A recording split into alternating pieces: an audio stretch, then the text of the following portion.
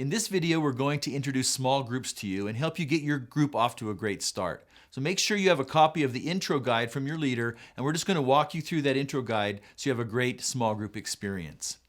Now, before we go through the next steps in the intro guide for today, let me make sure you understand what small groups are about in general and why they're so important.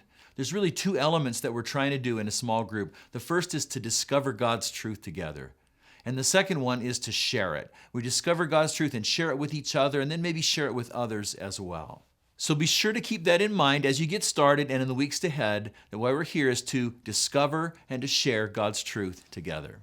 For today's meeting, it's all about connecting. We want to make sure you start to build rapport with one another. That's really important for a good group experience. You'll see in step 3 on the intro guide about 20 questions we put there for you. Read through them and choose 2 that you'd be comfortable answering. And then the next step is to read and discuss the small group ground rules, especially if you're a new group. Now remember, for today, steps 3 and 4 are all about building relationships that are really important as you move forward as a group.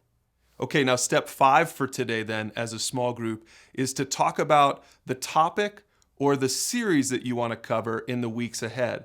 Now you'll notice in our library online that we've got all kinds of topics and series to choose from, so make sure you get exactly what is best for your group right now. Whether you choose a topic or a series, there will be a discussion guide to download to help you and your small group discover and share God's truth together. Now the last step for tonight is to close in prayer.